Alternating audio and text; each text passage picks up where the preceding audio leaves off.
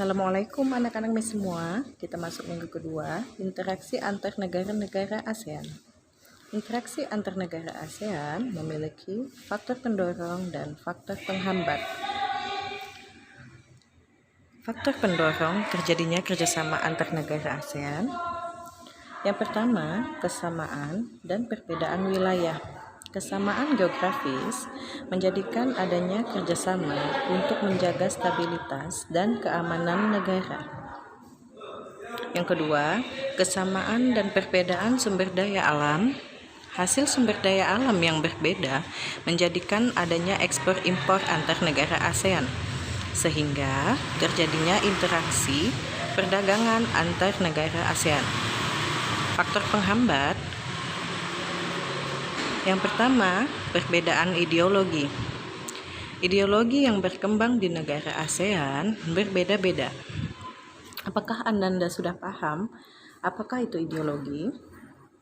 Ideologi merupakan peraturan atau pedoman yang berlaku di suatu negara. Tentunya, peraturan atau pedoman ini berbeda-beda di setiap negara. Sehingga jadikan faktor penghambat. Yang kedua, konflik dan peperangan. Adanya konflik dan peperangan dapat menghambat kerjasama antar negara ASEAN. Yang ketiga, kebijakan protektif. Kebijakan yang bertujuan melindungi kepentingan dalam negeri dan meningkatkan daya saing. Contohnya, pemerintah tidak menerima produk impor agar pengusaha lokal dapat terus bersaing. Ini menjadi salah satu faktor penghambat terjadinya interaksi antar negara ASEAN. Yang keempat, perbedaan kepentingan tiap negara.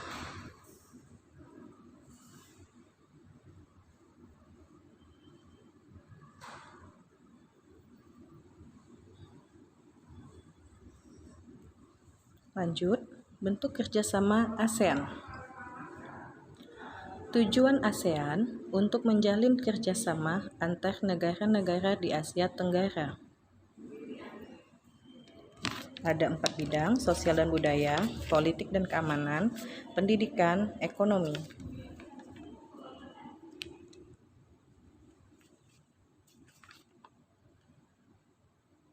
Coba Ananda perhatikan gambar berikut ini. Apakah Ananda mengetahui bentuk kerjasama yang dilakukan ASEAN dalam gambar tersebut?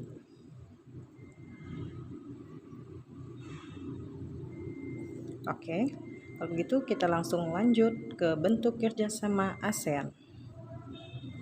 Di dalam sosial dan budaya, tujuannya agar tercipta kerukunan dan kemajuan bersama. Sebagai contoh, SEA Games yang dilakukan setiap 2 tahun sekali, ASEAN Tourism Agreement pertukaran budaya, dan Festival Film ASEAN.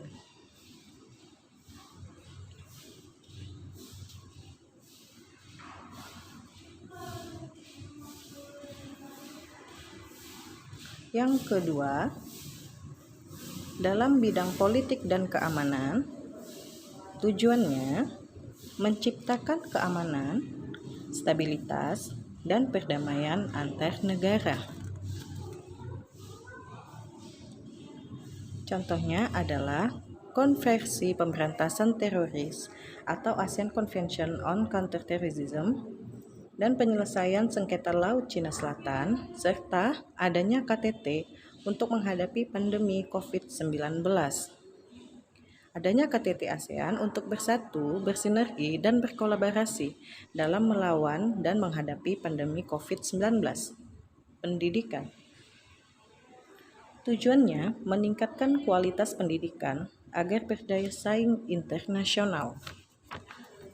Sebagai contoh, ASEAN Council of Teacher Convention, kemudian penawaran beasiswa, dan Olimpiade tingkat ASEAN. Dalam bidang ekonomi, bertujuan untuk meningkatkan perekonomian negara-negara Asia Tenggara.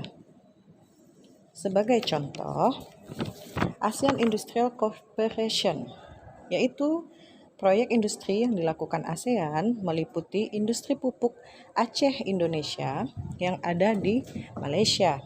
Kedua, industri tembaga yang ada di Filipina, produksi vaksin di Singapura, dan abu soda di Thailand. Kedua, lumbung padi ASEAN.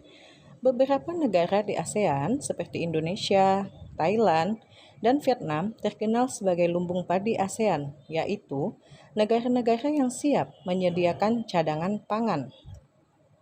Yang ketiga, kawasan perdagangan bebas, biasa kita kenal dengan AFTA, panjangan dari ASEAN Free Trade Area. Adanya AFTA untuk meningkatkan daya saing negara ASEAN di pasar dunia. Sekian pembahasan kita tentang interaksi antar negara ASEAN. Miss harap kalian sudah memahami apa yang Miss jelaskan. Assalamualaikum.